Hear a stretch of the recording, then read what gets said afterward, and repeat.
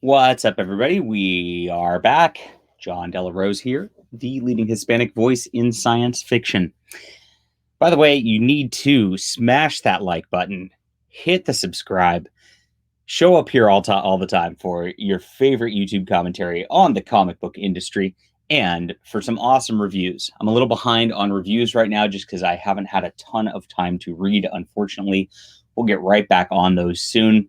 But today we have the news of the day. Gail Simone announces she's no longer working with Dynamite Comics. I know she's going to get a bunch of heat for all of this, and she's not going to win. No matter what you do at this point, you're never can win, and that is the tale of the culture. That is the tale of the comic book industry in general, and that is where we're at.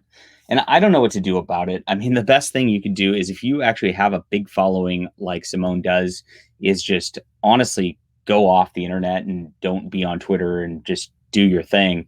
And I really long for the point where I can do that. Definitely need your guys' support. So I want to get to a point where I don't have to ever be on Twitter or Facebook or whatever to promote stuff and just, can write. That would be my ideal dream. And I think that's a lot of people's ideal dreams. Unfortunately, we are in a spot where you don't get any attention unless you, quote, have controversy at this point. And that's kind of what Dynamite's been writing on for the past couple of years. They've been doing it kind of cagey like. They're like, we don't really support them. We're just doing these variant covers. And then of course they canceled the variant covers because of an outcry of concern trolls on the internet. And that's what's been going on the last couple weeks. There's other videos on this. I've done a couple videos on it already. But Gail Simone was under fire at first, and I've made a video on this too because she didn't speak out fast enough about this. And it's just it goes back to that you can't win as a creator. And it's really sick that so many people on the internet are asking people who their only obligation is to write comics for you. That is Gail's literal only obligation, is to write a comic if you're a Gail Simone fan, and hopefully do a good job on that so that you enjoy it. Her Red Sonja run is pretty well hailed. People enjoy it from what I understand. I have not read it yet. I will get to that at some point, I'm sure. But that's her only obligation to you as a reader of comics. It's not her job to agree with you politically. It's not her job to denounce this or that or whatever that you demand her disavow. And that's what I always tell people. It's not my job to do that either. It's not my job to say what the tribe wants me to say today. And I'm sure what you want to hear out of this video is that Gail Simone, bad lady. And I'm not going to do that. So you can get over it. But that's of course the way to get clicks. That's of course the way to keep this controversy train going, and of course keeping this whole culture perpetuated like this. But look, she basically went through and said she's not going to be working for Dynamite anymore. She kind of feels betrayed, and I understand it because these are some nasty people who have really targeted her hard over the last couple of years, and Dynamite's saying it's great. We're gonna support that. And so it's her right not to work with them anymore. And there's nothing wrong with her not working with them anymore. And in fact, if it were the reverse situation, you guys, if they hired somebody who was really targeting whoever in your whatever movement, and say Ethan Van Sciver continued to work with them. By the way, Ethan Van Sciver is continuing to work with them. They are publishing his Honeycomb box set or whatever. And even though they canceled Cecil, he doesn't have principles enough to actually do something about it. And this is where I get annoyed with this stuff, because you just call him a cuck if he continued to work with them after that sort of thing. And so on the flip side, all these people have harassed the shit out of Gail Simone. They really have, pardon my French. And her continuing to work with them and just staying there and just doing that, that'd be cuckish behavior. It'd say, you know what, I'm just going to take it because it doesn't matter. And I'm just going to keep doing my thing. And, it's fine that they support people who are awful to me. That's what it is. So what's my take on this? My take is the whole system is a sham. This whole corporate system of comics is awful.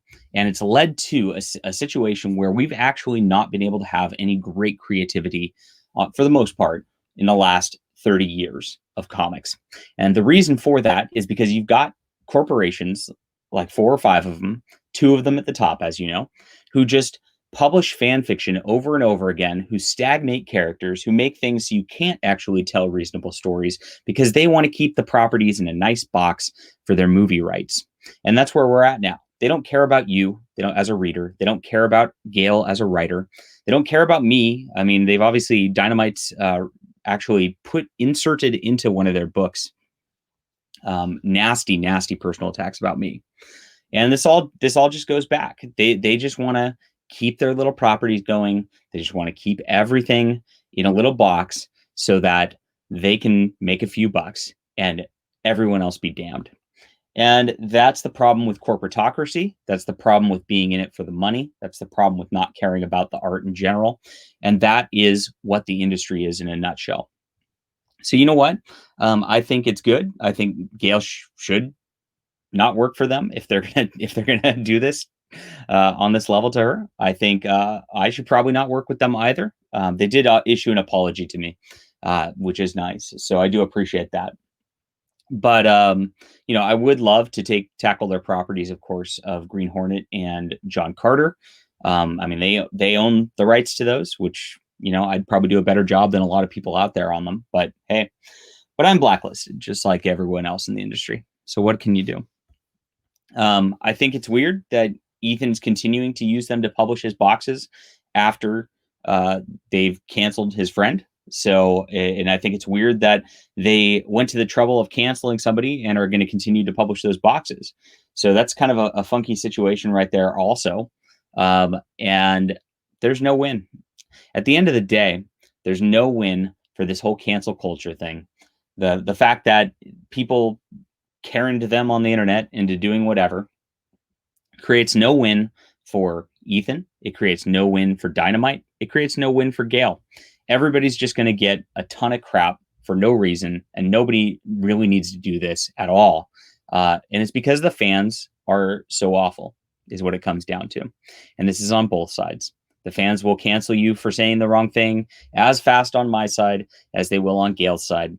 It's all the same every single day. And it has to end. It has to end at some point. We have to get back to actually caring about comics and caring about craft again. That is the way forward. And I'm going to keep beating this drum, even though it feels like I say this every freaking day. Oh, man. I really want this to all go away and people to actually care about comics again. But eventually they will. And that's what I just do. I just come out with monthly comics all by myself. I publish them by myself. I produce them by myself. I format them myself. I make sure it's all done in different marketplaces so that you can read them. And I'm up on Kindle, $3.99 for an issue. That is the same as you'll pay for a book from Dynamite or Marvel or DC. You can get the paperback for a little bit more because, of course, there's print costs involved with that.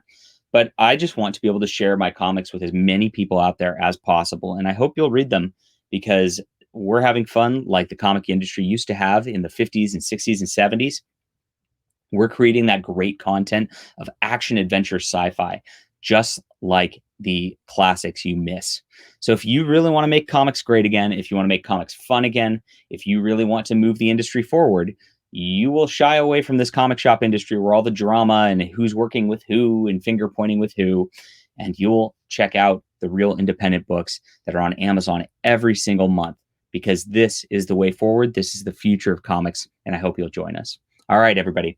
I'll be back soon. Again, hit the like and subscribe button. Leave a comment down below. I'm sure you're going to be mad at me for this take because, I'm supposed to trash Gail. Oh, no. Oh, well. I don't do what I'm supposed to do. You guys know that. I'll see you soon.